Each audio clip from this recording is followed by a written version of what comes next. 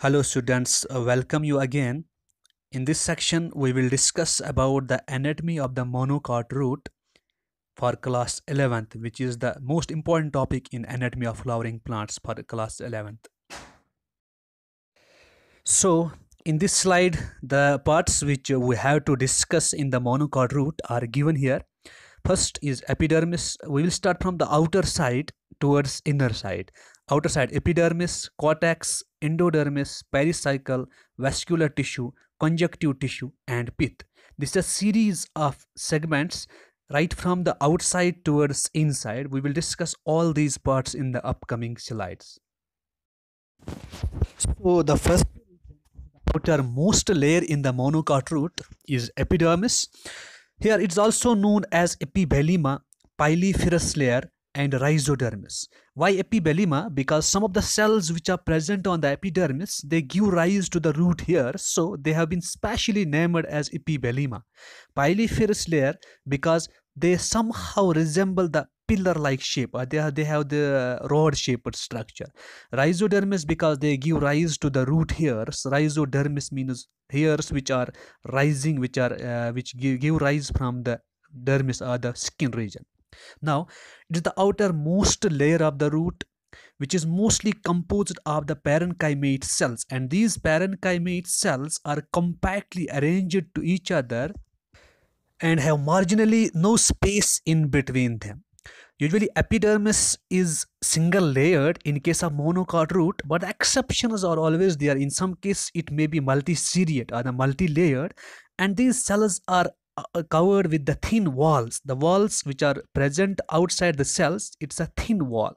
Cuticle is absent in these cells. Because why cuticle is absent? There's logically a reason. Because cuticle is impervious to water, they have to absorb the water, so cuticle must not be present here. So that the absence of cuticle helps them to absorb water efficiently. Cuticle may be present in some aerial roots. Aerial roots possess these cuticle because in case of aerial root, the presence of cuticle facilitates them to avoid the water loss during transpiration. So they have to prevent water loss, so cuticle may be present in aerial roots but not underground roots. Root hairs present on the epidermal cells, and the epidermal cells which are present on the outer side of the root, they possess root hairs, and these root hairs the primary organs which help in absorption of water. The diagram has been clearly given here. You can see the epidermal cells, the cross section of the epidermal cell is present here. These epidermal cells give rise to the root hairs which are meant for the absorption of water. For your extra information, I have uploaded one more slide for epidermis. So the epidermis give rise to the root hairs, and the root hair cells which gets originated from the epidermis, they are unicellular, unbranched, and the thin walled cells which arise from the epidermis. In case of orchids, the epidermis is multi-layered. In previous slide, I have told that the epidermis is usually unilayered. It's only one layered, monolayered. But in case of orchids, that is horticultural plants or the fruit plants, the epidermis may be multi-layered, and this multi-layered epidermis is specialized for water absorption, and it has been named as the velamen layer. This velamen layer, the cells of the velamen layer are dead, and these are broad, so these are band like cells, these are thickened cells. They also help in the absorption of water. Velamen tissue has a prominent function that they help us in absorption of water from the atmosphere, moisture absorption, and they help us also prevent loss of water from the cortex. Along with this, they also provide mechanical support to the plants. It's only feature of the orchid plant, the fruit plants. Now, the common or the general function of the epidermis has been given here. It has been enlisted that it acts as an outermost boundary. That is, it is present outside the root, outside the cell, so it acts as the outermost boundary. It gives protection to the inner parts. The second most important point is it provides protection. Whenever it is present in the outermost region, it acts as a boundary or the wall. Common sense, it can give protection, mechanical strength to the plant parts. Along with the mechanical strength or the protection, it also helps in the absorption of water and minerals from the soil. This is the primary function of the root hairs, which is present on the epidermal layer. Beyond this, filament tissue is present in the orchid plants. It also helps in the absorption of moisture from the atmosphere. It's also a prominent feature of fruit plants, orchid plants. Now, cortex. Cortex is the region which is present below the epidermis, or we can say ground tissue occupies between epidermis and the vascular tissue. All the tissues which are present below the epidermis up to the vascular tissue, they all are named as ground tissue, and the cortex is the most important part of the ground tissue. In case of monocot roots, cortex is well developed or the prominent, as the cortex cells in the monocot roots are parenchymatous cells, and they are loosely arranged. They have space in between them. But in case of Zea mays, that is maize, we can see below the epidermis there is another layer which is known as hypodermis. But this hypodermis is not present in all plants. It's the exception. That is Zea mays is an exception where we can see hypodermis may be present outside the cortex and below the epidermis. In some plants, cortex is very well differentiated into three zones. That is, cortex has been further differentiated in some plants into three zones: the outer cortex, middle cortex, and the inner cortex. Outer cortex is made up of smaller cells, and their wall is also thin. It helps roots in providing the protection. And the middle cortex is made up of large cells, and these large cells are mainly meant for the storage. That is, this helps in storage, space storage. Inner cortex is again made up of few large cells, and they are again thin walled cells. Their role is in impermeability. That is, they helps in the lateral transport of water and also gives mechanical strength to the plant parts. Now, in aquatic plants such as Potamogeton, the cortex is transverse at that it has large air space in between them, and these air gaps in aquatic plants is known as leucaniae, and such cortex is known as leucanate cortex, and this leucanate cortex helps the plants in providing buoyancy in water. Functions of cortex: cortex helps in photosynthesis in aerial roots. In aerial roots, it acts as the organ of photosynthesis. Aerenchyma allowed gaseous exchange, also helps in some plants for gaseous exchange, and in aquatic plants it also helps in buoyancy. It also helps in storage of starch and some ergastric substance, that is oil or fatty droplets, and it also helps in storing the resin and the ducts, resin, suberin, latex, whatever it is. These all are stored within the cortex region. Now, the endodermis. Endodermis is again a layer of cells which is present inner to the cortex. You can see the reddish layer, circular layer, which has been symbolized by a green arrow. This is endodermis. The endodermis is prominent and conspicuous in roots. We can see easily in roots. The endodermis is well developed or the prominent in case of roots. Cells present in the endodermis are barrel shaped, that is somehow cuboidal in shape. They possess some thickenings in the radial or the inner tangential walls. In inner surfaces, at some sites or at some places, they may be thick enough, and these thick walls in endodermis layer, the thick regions are termed as the Casparian thickenings or the Casparian bands, or also Casparian strips, they may be called. The function of these Casparian strips is not mentioned here, but I must tell you, these Casparian strips block the transport of water. At those regions where the Casparian strips are present, water is impermeable, that is, water cannot be transported here. Now, the pericycle layer. It is the layer of cells which occupy between endodermis and vascular tissue. That is the layer of cell which is present between endodermis and vascular tissue. That is, inner to the endodermis there is pericycle. The pericycle is usually single layered. It is also parenchymates. It is made up of parenchymates cell, that is living cells.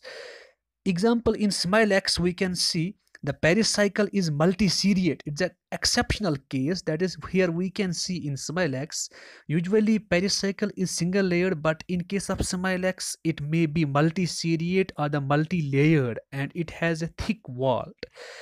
Its function in plants, the pericycle function help us in the lateral origination of the roots. That is, the lateral roots or the side roots arise always from the pericycle regions. That is, it helps us in the development of the lateral roots in case of plants. Then it is conjunctive tissue, and the conjunctive tissue is actually the space between xylem and phloem. The xylem and phloem are separated from each other by the layer of cells that is known as the conjunctive cells, and they make up the tissue that is known as the conjunctive tissue.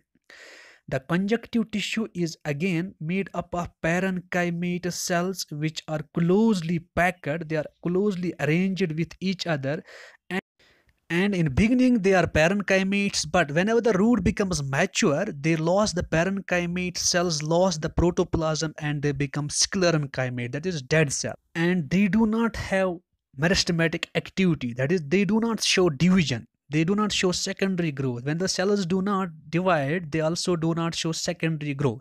The function of the conjunctive tissue is it provides mechanical support to the xylem and phloem, because they mostly cover xylem and phloem, so they provide mechanical strength and the mechanical support to the xylem and phloem. Besides providing the mechanical support to the xylem and phloem, that is vascular tissue, they also help us in the storage of some starch grains, and glucose, the starch grains are stored in conjunctive tissue, the conjunctive cells. Vascular tissue, that is xylem and phloem. The vascular tissue is radial, that is they have radial vascular tissue. Radial vascular tissue means they have alternate xylem and phloem, that is every xylem bundle is followed by phloem, again it is followed by xylem, again it is followed by phloem. That is, there is alternation between xylem and phloem, they are followed by each other. This system is called as the radial vascular arrangement. The xylem present here, the number of xylem bundles may vary from 6 to many, that is they may have 6 xylem bundles, they rise from 6 and up to many. Whenever they have 6 xylem bundles, the system is said to be hexarch, and whenever more than 6, the condition is known as the polyarch. Again, the xylem is exarch. Exarch means, that is, there are two types of xylem, protoxylem and metaxylem. Protoxylem is the part of xylem which is present or which is formed in the beginning stage, and the metaxylem is formed in the later stage. Whenever the protoxylem, that first formed xylem, is present towards outside, the condition is said to be exarch, and when the protoxylem is present towards inside, then the condition is said to be endarch. But here, in case of vascular tissue of monocot roots, we can say that the xylem is exarch, that is the protoxylem is present towards outside. Now, metaxylem elements are circular. Metaxylem is circular in outline. Generally, it is circular. Phloem is composed of pseudotubes, companion cells, phloem parenchyma. All the essential elements are present in phloem. Protophloem elements occupy towards periphery, that is the first formed phloem is present towards periphery, that is outer side, and the metaphloem, that is the phloem part which is formed at the later stages, is present towards inner side. So protophloem is present towards outside, and the metaphloem, that is later phloem formed, is present towards inner side. Remember one thing, exarch xylem, exarch is a condition which is only used for xylem, exarch and endarch. Exarch is a condition when protoxylem is present towards outside, and endarch is the condition when protoxylem is present towards inside. So in case of monocot root, the condition is said to be exarch. Now, the function of vascular tissue, that is xylem and phloem, you are familiar about their function. The conduction of water, that is xylem is the water conducting tissue. It helps in the transport of water from the root to the upper parts of plant, and the conduction of food from the upper parts leap to the towards lower parts is performed by phloem. Along with this, they also help us in providing the mechanical support to the plants, but the primary function is conduction of water and food. Now, pith. Pith is actually the exact center portion of the root. That is, the xylem and phloem have the center hollow cavity, and that cavity is filled up by a tissue, and that tissue part is known as pith. The pith is a large central cavity. It is usually present in monocot roots. In monocot roots, it is much more prominent and visible. The pith cavity is filled up by the loosely packed parenchymatous cells. Again, it is made up of parenchymatous cells, but which are loosely packed. The pith becomes sclerenchymates. Whenever the root matures, they lost the parenchymatous cells, lost the protoplasm, and they become sclerenchymates, that is dead cells at maturation. Air chambers or the air cavities may be present in case of the pith, but these air cavities or the air spaces have mostly been seen in aquatic plants. The logic behind this air cavity is because in aquatic plants they have to confront the water upthrust force, that is, they help us in buoyancy, providing buoyancy to the aquatic plants. The function of the pith stores extra glucose or the extra starch grains get stored within the pith cavity. Along with the storage of starch, they also help us in the storage of the resin canals, because these resin canals are directly connected to the cortex, and somehow these resin substances are also stored within the pith cavity. So the two primary functions are extra glucose storage, the starch storage, and the resin are another substances which are adhesive substances. These substances may also be stored within the pith cavity. Now this slide is the sum up of the all important points which we have discussed earlier in all slides. The first point is single layer of epidermis without cuticle. Cuticle is not present in epidermis. It is a single layer. We have already discussed it. Presence of unicellular, unbranched epidermal hair, that is root hairs are unicellular and unbranched, which give rise, which develops from the epidermis. Third point is cortex undifferentiated, that is, it is not differentiated. Chlorenchymates zone absent in the cortex. Does not have chlorenchymates zone, that is, it does not involve in the photosynthesis. Next point is very distinct endodermis and pericycle, that is, pericycle and endodermis in case of monocot root is clearly visible. It is much more prominent or distinct. Next point, radial arrangement of vascular bundle. The vascular bundles which are present in the monocot roots are radially arranged. Radial arrangement we have already discussed, that is, when xylem bundle is followed by phloem, again followed by xylem. This system continuous. The system is xylem is XRH. XRH xylem I have already discussed. I have already told that when the protoxylem is facing towards periphery or the outer side, the condition is said to be XRH. Now, the next point is prominent Casparian thickenings, the distinct passage cells. They have prominent or the well-developed, clearly visible Casparian strips. Along with the Casparian strips, they have some spaces where the transportation may occur, and these cells are called passage cells. And the Casparian strips are called non-passage cells because they are impervious. Next point, more than 6 vascular bundles. More than 6 vascular bundles. Poly-RH condition may be also exist in case of monocot roots besides hex-RH, that is 6 vascular bundles. Vessel elements of xylem are circular. The vessels which are present in the xylem, they are circular in outline. Their cross-section in outline is circular. Next point, presence of large pith at the center. The large cavity, the pith cavity, we say the circular pith cavity is present at the center, which has the parenchymates mass of cells and which is usually meant for the storage of starch granules, is present at the center of the vascular plants, these monocot roots. In this slide, you can see the diagram of the anatomy of the monocot root. Right from the outside, we will discuss. Just see, the outside region is epidermis, and at a place at some sites the epidermis bear root hairs. Inner to the epidermis there is cortex. Inner to the cortex there is well developed endodermis. Inner to the endodermis there is pericycle. Inner to the pericycle there is xylem and phloem, that is vascular tissue.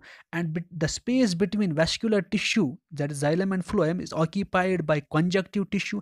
And at the center part there is pith, that is the hollow cavity which is filled up by the parenchymatous cell, that is the pith cavity is present at the center. Thank you for watching. Don't forget to subscribe for getting the notification for more videos. Again, thanks a lot.